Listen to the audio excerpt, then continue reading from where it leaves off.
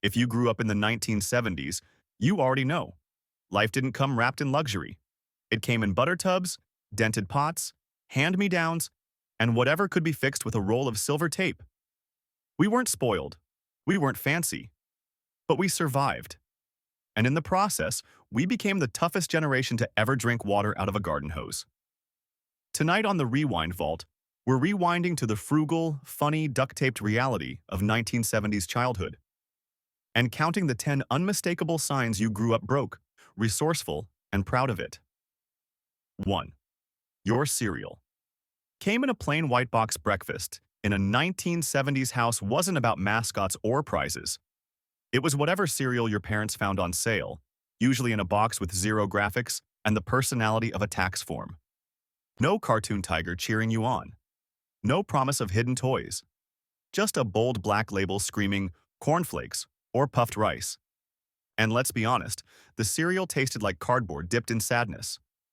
So you dumped half a cup of sugar on top, stirred it into a paste, and called it breakfast. But hey, if you wanted brand name cereal, you went to your rich friend's house. At home, generic was life. And you learned to embrace it. 2. Butter tubs were your Tupperware. Open your 1970s fridge and what did you see? A dozen butter tubs, none containing butter. It was a daily gamble. Was it mashed potatoes? Leftover spaghetti? Soup that had evolved into something new? Your mom didn't need fancy storage containers. She had a collection of tubs from margarine, whipped topping, and anything else that came with a lid. And if you ever threw one away, you might as well pack your bags. That was a household felony. This was recycling before recycling was a thing, and every 70s kid knew you didn't question the tub system. 3.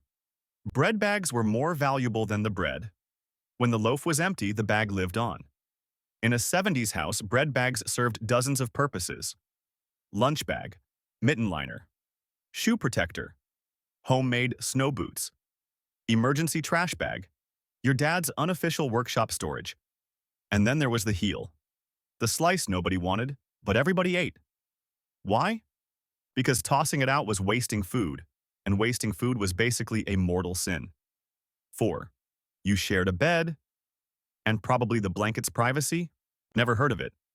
Most 70s homes had too many kids and not enough beds, so you shared a mattress, a blanket, and sometimes a pillow that smelled like your sibling's drool. You slept sideways, diagonally, or upside down, however it worked. And when someone peed the bed? It was a group tragedy. No judgment. Just teamwork and changing the sheets before anyone else found out. Growing up like that made you flexible, in sleep and in life. 5. Your TV needed pliers. Just to change the channel. In the 70s, TVs came with knobs. And those knobs were fragile. When one broke, your family didn't replace the TV. You just grabbed a pair of pliers, clamped them onto the metal stem, and suddenly pliers became your new channel changer static? Someone had to hold the antenna. Blurry picture? Give the side of the TV a smack. Bad signal? Send a sibling to stand in the corner with one arm raised like a confused statue. All that effort, just to watch one episode of Happy Days 6. Tape fixed. Everything's shoes splitting apart? Tape. Couch cushion ripped? Tape. Remote control held together by hope? Tape. Your house didn't need a repairman.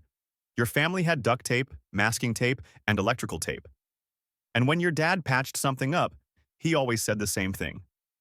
They're good as new. It wasn't new, but it worked. And that's all that mattered in the 1970s. 7. McDonald's wasn't dinner. It was a roadside fantasy. Going to McDonald's in the 70s was a special occasion. Most families didn't pull into the drive-thru unless it was someone's birthday, you were traveling, or the bathroom situation had reached crisis levels. Driving past McDonald's was the norm. Actually eating there? That was luxury. And if you did get a Happy Meal, you told every kid at school. The fries were shared equally, the ketchup packets were precious, and the paper bag usually lived a second life as a lunch sack. 8. Aluminum foil was washed and reused. Today, you use foil once. In the 70s, it had more lives than a house cat. After dinner, your mom would carefully smooth it out, fold it neatly, and place it back in the drawer, sometimes next to foil that predated your birth. If it wasn't too wrinkled or stained, it got another round. If it was almost falling apart, it became craft foil. Nothing was wasted.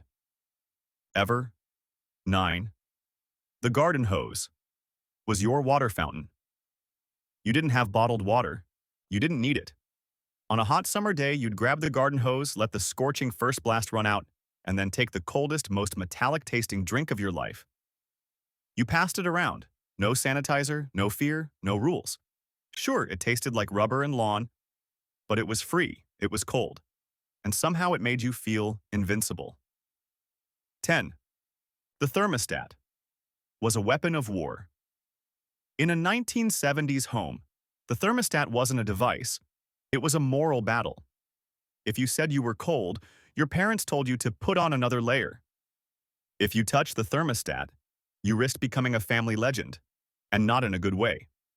The house could drop to 55 degrees, your breath visible in the living room, but your dad would beam with pride. See, we're saving money. Heat was optional.